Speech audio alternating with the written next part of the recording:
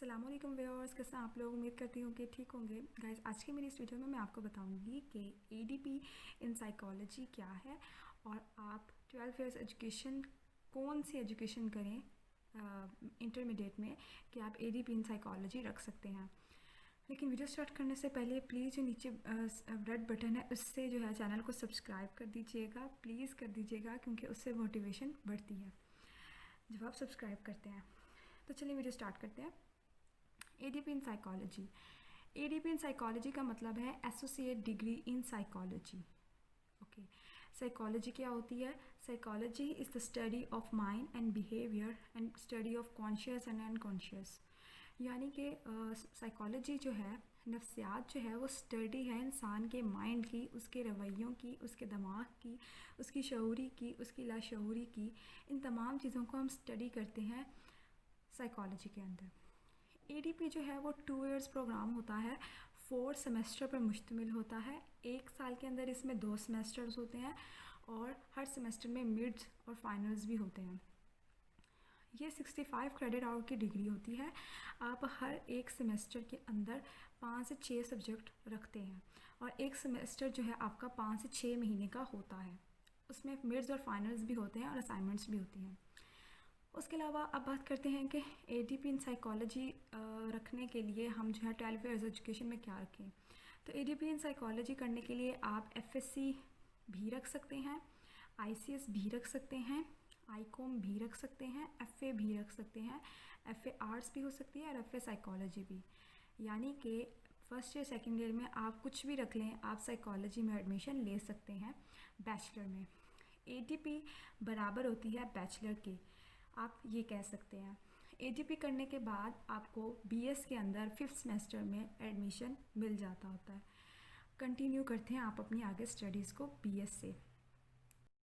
अब हम बात कर लेते हैं कि आपने जो है वो कौन से सब्जेक्ट्स पढ़ने होते हैं जब आप इसके साइकोलॉजी के डिग्री के अंदर आते हैं। तो एडीपी के अंदर जो कि बैचलर के बराबर होती है, एडीपी इन साइकोलॉजी के अंदर आप जो सब्जेक्ट्स पढ़ते हैं उसमें जो है वो clinical psychology, counselling psychology, abnormal psychology, sociology, उसके अलावा है साइकोलॉजी टेस्टिंग एंड मेजरमेंट, ये सब्जेक्ट्स आप पढ़ते हैं।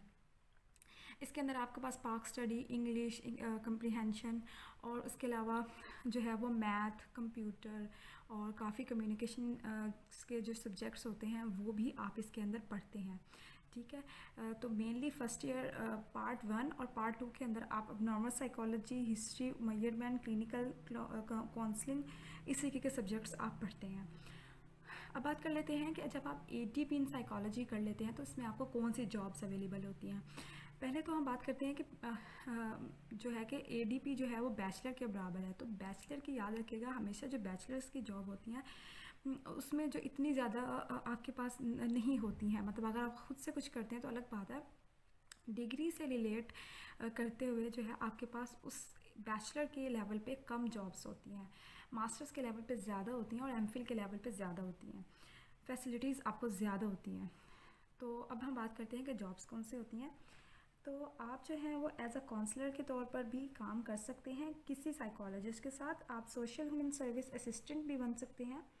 आप साइकोलॉजिस्ट और साइकेट्रिस्ट के साथ एज असिस्टेंट काम कर सकते हैं। स्कूल्स और यूनिवर्सिटीज़ के अंदर आप बैचलर और फर्स्ट ईयर सेकेंड ईयर को पढ़ा सकते हैं। रिसर्च असिस्टेंट भी बन सकते हैं। मेंटल हेल्थ टीचिंग में भी आप जा सकते हैं।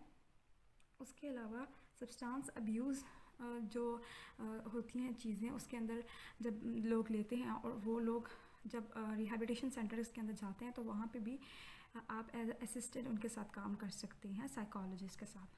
तो आप देखें कि यहाँ पे ज़्यादातर आप एज असिस्टेंट काम कर रहे होंगे, चाहे वो साइकोलॉजिस्ट हो, साइकेट्रिस्ट हो, या आप काउंसलर के तौर पर काम कर रहे हो, या किसी भी हेल्थ सर्विस, नफ्सियात से रिलेटेड सर्विस के अंदर, चाहे वो ड्रग्स छुड़वाने वाली हो या मेंटल हेल्थ के ऊपर काम कर रहे हो या काउंसलिंग के ऊपर काम कर रहे हो।